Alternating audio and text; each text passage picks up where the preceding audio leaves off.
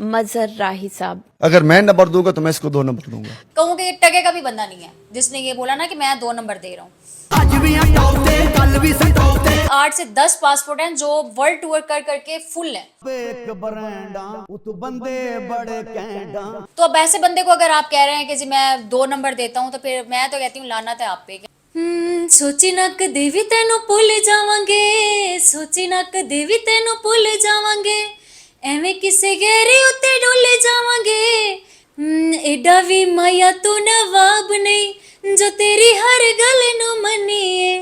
मेरे साथ ऐसा हुआ है कि मैं एक दफा गई पीटीवी ऑफिस, तो मुझे कहते हैं सजल अली आप आ गई है, मैडम आपका नया ड्रामा कब आ रहा है। तो बाथरूम सिंगर बन गई थी, वॉशरूम में भी गाती थी, मतलब घर में जब कोई नहीं है तब गा लेती थी। हाय, ऑफर्स तो होती रहती हैं, सबको ही होती हैं फील्ड में। मैं इसलिए डट गई कि मुझसे जब 1-2 लोगों ने गलत बात की तो मैंने उनको अच्छा खासा धोया, तो मैंने तो रूम में बंद करके मारा, भाई सीधी सी बात है, वो तुम्हारा लोका पीछे लग के ना पावे कदी दूरियां, छड़ दे वे छड़ दे तो चन्ना मगरूरियां, तेरे बिना जीना सा पल नहीं, दूजा कोई मसले दा हल नहीं। बिस्मिल्लाहिर्रहमानिर्रहीम। पाकिस्तान समेत दुनिया भर में देखने वालों को अस्सलाम वालेकुम। मैं हूं अमारा चौधरी। नाज़रीन, आज हमारे साथ एक मशहूर सिंगर हीर महर साहिबा मौजूद हैं, जो कि सिंगर के अलावा एक्ट्रेस भी हैं और मॉडल भी हैं, और मारूफ सिंगर मजहर राही साहब की दोस्त भी हैं। मजहर राही साहब के काम को 2 नंबर दिए गए हैं। इनसे जानते हैं कि क्या वजह है, क्यों उनके बारे में ऐसा कहा गया है। अस्सलाम वालेकुम। वालेकुम सलाम। कैसी हैं आप? अल्हम्दुलिल्लाह, आप सुनाएं? अल्हम्दुलिल्लाह। सबसे पहले तो बहुत शुक्रिया आपका कि आपने हमें टाइम दिया। हीर साहिबा, आपके दोस्त को 2 नंबर दिए गए हैं, क्या कहती हैं आप इस हवाले से? इस हवाले से मेरा तो जो रद्द-ए-अमल था वो बहुत शदीद था, लेकिन फिर भी मज़हर राही साहब जो हैं उनका आला ज़र्फ़ है, तो वो किसी को बात करने नहीं देते। वो कहते हैं नहीं, बस जिसने बात की वो उसका ज़र्फ़ है, आपने बात नहीं करनी, ये आपका ज़र्फ़ है। तो मैं अगर कहूँ तो ये इंसान की अपनी जो जेलसी और हसद होता है ना, ये इंसान को ले डूबता है और ये कभी इंसान को ऊपर नहीं जाने देता। उनको सिर्फ एक स्ट्राइकी तबका है जो उनके चंद गानों की वजह से बस उनको कहा जाता है वाजिद बगदादी पता नहीं कौन सा, अच्छा अच्छा वो वाला गाना है उसका, फिर बताओ तो पता चलता है, यानी कि 1-2 गानों की उनकी वो है। और जो मज़हर राही साहब है उनका माशाल्लाह जो गेटअप है, उनका स्टाइल है, उनकी ड्रेसिंग, उनके सॉन्ग्स, अगर शादी है तो हर शादी पे यानी कि उनका गाना बजना, तो ये कोई छोटी बात नहीं है। तो उनकी पहचान है, तो बस इसी पहचान और जो तरक्की है इसकी वजह से जो हसद लोगों को लगा हुआ है बस उसकी वजह से उन्होंने दिए नंबर। मज़हर राही साहब आपके दोस्त हैं, आप दोस्ती की वजह से उनकी साइड ले रही हैं या वाकई ही में उनकी साइड लेनी चाहिए? नहीं, इसलिए नहीं कि वो मेरे दोस्त हैं, मैं खुद शोबिज़ लाइन से हूँ। अगर मैं दोस्ती को एक साइड पे करके शोबिज़ लाइन को देखती हूँ ना, तो उस लिहाज से भी, और अगर मैं एक सिंपल पर्सन हूँ, कॉमन पर्सन हूँ, तब भी मैं शुरू से खुद मज़हर राही को बहुत लाइक करती हूँ। उनके जो सॉन्ग्स हैं इतने ज़बरदस्त हैं, मैं खुद समझ लें कि फ़ैन हूँ उनकी, ठीक है। मज़हर राही साहब के बहुत से सॉन्ग हिट हुए हैं, आपको उनके कौन कौन से सॉन्ग पसंद है? हमें सुनाएं, हम सुनना चाहते हैं और इसके अलावा आपके फैंस भी सुनना चाहते हैं। मज़हर राही साहब के माशाल्लाह तो वैसे जितने ही गाने हैं हिट हैं, और वो ज़ाहिर अब एक ब्रांड बंदा तो हिट ही होंगे उसके, तो हर गाने मिलियन में बज जाते हैं, पता नहीं कितने कितने मिलियन जाते हैं, और हर गाना ही उनकी पहचान है। और उसके अलावा मुझे एक सॉन्ग है जो बड़ा हम आपस में मजाक में भी कहते हैं, तो वो ये सॉन्ग है उनका, एडा भी माया तू नवाब नहीं जो तेरी हर गल नू मनिए, लगिया तो साडे ते कोई साब नहीं जो तेरी हर गल नू मनिए, दे दे ये दिल तेनू कसम रब दी, कर कोई गल ढोला जैसे मुनासिब जी, एडा भी माया तू नवाब नहीं जो तेरी हर गल नू मनिए। ये उनका गाना है। दूसरा कोई सॉन्ग सुनाएं जो ऐसे ही हिट हुआ हो। ऐसे ही हिट हुआ हो, हिट उनके तो बहुत बहुत बहुत सारे गाने हिट हैं। जी जी बिल्कुल। अच्छा, उनका एक जो सॉन्ग है जो मैं समझ लें कि बगदादी को भी बोल रही हूँ, मज़हर राही साहब की तरफ से, हालांकि हल्फन में ये बात कहती हूँ ला इलाहा इल्लल्लाह मुहम्मद रसूलुल्लाह, मुझे राही साहब ने बड़ा मना किया है कि तुमने कभी कोई जिक्र कहीं सोशल मीडिया के प्लेटफॉर्म पे नहीं करना। तो जाहिर है मेरे दोस्त हैं, मैं तो बर्दाश्त नहीं करती भाई। ये मैं बगदादी साहब आपको 2 लाइनें बोल रही हूँ, समझ लें कि राही साहब ही आपको बोल रहे हैं ये बात। असी आपे एक ब्रांडा उतो कैंडा ਅਸੀਂ ਨਸਲੀ ਬੱਬਰ ਸ਼ੇਰਾ ਅਸੀਂ ਨਸਲੀ ਬੱਬਰ ਸ਼ੇਰਾ ਨਾ ਤਾਰਫਾਂ ਦੀ ਕੋਈ ਲੋੜ ਏ ਜਿੱਥੋਂ ਮਰਜ਼ੀ ਆ ਕੇ ਪੁੱਛ ਲੈ ਸਾਡਾ ਪੱਕਾ ਠਿਕਾਣਾ ਲੋਰੇ ਜਿੱਥੋਂ ਮਰਜ਼ੀ ਆ ਕੇ ਪੁੱਛ ਲੈ ਸਾਡਾ ਪੱਕਾ ਠਿਕਾਣਾ ਲੋਰੇ मजहर राही साहब के गाने गैंगस्टर टाइप होते हैं बिल्कुल। और देखने में भी वो ऐसे लगते हैं, तो क्या जाती जिंदगी में भी ऐसी उनकी पर्सनैलिटी है या इससे ऑपोजिट है? नहीं नहीं बिल्कुल भी नहीं, वो बिल्कुल इससे अपोजिट है, यानी कि उनका जो मिजाज है उसमें इतनी नरमी है और उसके अलावा फैंस के लिए और उनसे कोई वैसे मिलने के लिए आ गया है, दोस्तों के लिए, अपनी पर्सनल लाइफ के लिए, उसके अलावा जो रिलेटिव्स हैं या शोबिस के लोग हैं। अब इसको बगदादी को देख लें, उसने अब कहा कि मैं जी आपको 10 में से 2 नंबर मैं उनको देता हूँ क्योंकि वो पंजाबी सिंगर हैं। अब आप उनको उनके स्टाइल को देखें, आप किसी बंदे को अगर 2 नंबर देते हैं, ठीक है, आप उसको पर्सनैलिटी को देखें। हालांकि उन्होंने जैनी जो लड़की है उसने चाहे अपने फेम के लिए सही, लेकिन उसने जो सवाल किया था वो पर्सनैलिटी, सिंगिंग और उसके अलावा उनके मिजाज के लिहाज से किया था, ठीक है। अब अगर देखा जाता तो उनकी पर्सनैलिटी ऐसी है कि अंधा बंदा भी उनको बोलेगा कि भाई यार इसको 2 नंबर कैसे कोई दे सकता है, ठीक है। और अगर उनके वर्क को देखा जाए तो वो भी जाहिर है पूरी दुनिया में उनका काम मशहूर है, ठीक है। और उन्होंने तकरीबन उनके 8 से 10 पासपोर्ट हैं जो वर्ल्ड टूर कर करके फुल हैं। तो अब ऐसे बंदे को अगर आप कह रहे हैं कि जी मैं 2 नंबर देता हूँ, तो फिर मैं तो कहती हूँ लानत है आप पे कि आप उस बंदे को कह रहे हैं कि 2 नंबर। मैं तो इस बंदे को कहूँ कि टके का भी बंदा नहीं है जिसने ये बोला ना कि मैं 2 नंबर दे रहा हूँ। तो बाकी वो अपनी पर्सनल लाइफ में उसके बावजूद भी इतना कुछ हुआ है तो वो बहुत सॉफ्ट उन्होंने जवाब दिया है कि भाई तुम कौन हो, बस इतनी सी बात। जाहिर है अब हर बंदा ही रिएक्ट करता है, क्योंकि जब ये वाजिद इस इंटरव्यू से पहले ना वाजिद गए मजहर राही साहब के पास, तो उन्होंने इतनी रिस्पेक्ट दी है उसको, उसके घर में खाना खा के आया है यहाँ तक, और फिर उसने बात की है।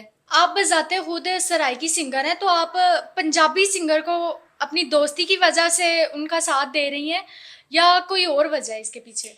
नहीं, मैं खुद बेसिकली सराइकी लैंग्वेज से हूँ, लेकिन मैं उर्दू स्पीकिंग हूँ। पहली बात तो ये है कि अगर हम शोबिज़ में हैं तो हम अपने ही शोबिज़ के लोगों को गंदा ना करें, ठीक है। हम कहीं बैठते हैं, अगर हम खुद अपनी इज्जत किसी की बनाएंगे अपने लोगों की, तो ही बाहर के जो फील्ड है वो भी हमारी रिस्पेक्ट करेंगे। पहले ही शोबिज़ लाइन को बदनाम बदनाम बदनाम शोबिज़ इंडस्ट्री कहा जाता है, तो ऊपर से चाहे आप सराइकी सिंगर हैं चाहे आप पंजाबी सिंगर हैं, आपका हक नहीं बनता। आप ये देखें कि हम शोबिस इंडस्ट्री से हैं, वो भी सिंगर हैं और मैं भी सिंगर हूँ, ठीक है। आपको ये बात देखनी चाहिए थी, लेकिन फिर भी आपने इस तरह की बातें की हैं। तो मैं बिल्कुल भी इसलिए नहीं कि मेरा दोस्त है इसलिए मैं कह रही हूँ, और वैसे ही वो बंदा जो जिस तरह का मजहर राही साहब जिस तरह के इंसान है ना, वो मैं कहती हूँ डिजर्व करते हैं कि हम उनकी तारीफ करें, वो तारीफ के काबिल हैं। मजहर राही साहब का अपने फैंस के साथ कैसा बिहेव होता है? उनके साथ वो बहुत थके हुए होते हैं। बाज़ औक़ात ऐसा होता है कि जब वो एक शूट करते हैं, एक सॉन्ग के शूट पे मैक्सिमम एक पूरा दिन, अगर हम अर्ली मॉर्निंग में जाते हैं तो पूरा दिन भी लग जाता है, पूरी रात भी गुजर जाती है, और वो फिर उसके बाद शो करने भी चले जाते हैं। बाज़ औक़ात ऐसा होता है कि हम एक दिन भी गुजर गया है, नेक्स्ट डे सुबह को हम फ्री हुए हैं तो रात को उन्होंने फिर शो पे जाना है। और ऐसे में अगर डे टाइम में उनके फ्रेंड्स आ जाते हैं तो वो कभी ऐसा नहीं कहते कि नहीं मैंने सोना है, मैं थका हुआ हूँ या मैंने काम करना है। उनकी यकीन जाने आइज़ ऐसे स्वेलिंग हुई होती हैं, लेकिन वो जो अपने फैंस हैं उनके लिए ऐसे हाजिर ताबेदार होते हैं। वो कहते हैं जी मुझे इन लोगों की वजह से मुझे मोहब्बत मिली है, इन लोगों की वजह से मुझे इतना नाम मिला है, तो मैं उनको मेरा इज़्ज़त देना बनता है। आइज़ के बाद से आपकी आंखों की तरफ आते हैं। आपकी आंखें मशहूर एक्ट्रेस हैं सजल अली, उनकी तरह, तो आपको कम्प्लीमेंट मिलता है अपनी आंखों की वजह से? लोग कहते हैं कि आपकी आंखें माशाल्लाह खूबसूरत हैं, इस तरह की बात करते हैं? बात इस तरह की भी होती है, और देखते ही पहले बोलते हैं कि जी आप सजल अली हैं। अच्छा, मुझे कभी कभी गुस्सा भी आ जाता है कि यार हर इंसान की जो है अपनी एक पर्सनालिटी होती है, इंसान की अपनी शनाख्त होती है।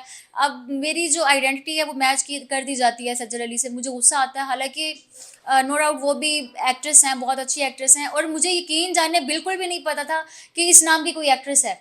और मेरे साथ ऐसा हुआ है कि मैं एक दफ़ा गई पीटीवी ऑफिस, तो पाकिस्तान टेलीविज़न नेशनल में, वहाँ पे जब गई हूँ तो मुझे ऑफिस में ना बाहर ऐसे वो एंट्री जहाँ पे होती है, रजिस्ट्रेशन होती है एंट्री की, तो मुझे कहते हैं सजल अली आप आ गई है। तो मुझे बड़े ना प्यार से मुझे लेके गए, रिस्पेक्ट के साथ अंदर ऑफिस में जाके बिठा दिया। तो मुझे बड़ी रिस्पेक्ट के साथ पानी दे रहे हैं, कोल्ड ड्रिंक दे रहे हैं। मैं ऐसे हक्की बक्की कि मैं यहाँ ज़िंदगी में पहली दफ़ा आई हूँ, तो मुझे क्यों ऐसे कर रहे हैं ट्रीट। तो मैंने कहा सर आपको कोई गलतफहमी हुई है। आप मैडम आपका नया ड्रामा कब आ रहा है? मैंने कहा कौन सा ड्रामा? मैडम आप सजा लेली, मैं सजा लेली नहीं हूँ भाई, मैं सजा लेली नहीं हूँ, मैं हीर हूँ। और मुझे काफ़ी दफ़ा मुझे मैच किया जाता है, तो मैं मुझे कभी कभी गुस्सा आ जाता है, कभी अच्छा भी लगता है कि ठीक है वो, फिर मैंने बाद में जब उनकी देखी तो मुझे अच्छा भी लगा, मैंने कहा मुझे इससे मैच किया जाता है, लेकिन फिर भी एक आइडेंटिटी जो होती है इंसान चाहता है कि मेरी अपनी ही हो। जब उन्होंने आपको इतना प्रोटोकॉल दिया, इतनी रिस्पेक्ट दी पीटीवी में, तो आपको अच्छा नहीं लगा?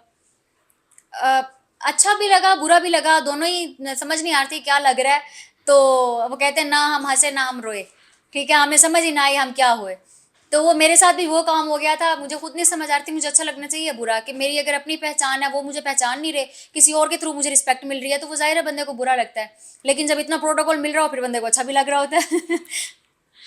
अपनी लाइफ के बारे में बताएं कि आप शोबिज़ इंडस्ट्री में कैसे आई, और सिंगिंग का शौक कब से था, कैसे, किसने सिखाया, कौन आपका उस्ताद था, बताएं इस बारे में। अ, अगर मैं शोबिज़ की अपनी लाइफ पे आती हूँ तो बहुत मुश्किल है। शोबिज़ में अगर आपको कामयाबी चाहिए, आपको इतना कुछ फेस करना पड़ता है, यानी कि अगर आपको ख़ास तौर पे तब जब आपको अपनी फैमिली की सपोर्ट ना हो। तो मुझे फैमिली की सपोर्ट नहीं थी, मुझे शौक तो बचपन से ही था, सिंगिंग का भी, एक्टिंग का भी, मॉडलिंग का नहीं था, एक्टिंग का शौक बहुत था। तो सिंगिंग का भी मुझे जुनून की हद तक कि मैं, वो कहते हैं बाथरूम सिंगर, मैं वो बन गई थी। बाथरूम सिंगर बन गई थी, वॉशरूम में भी गाती थी, मतलब घर में जब कोई नहीं है तब गा लेती थी।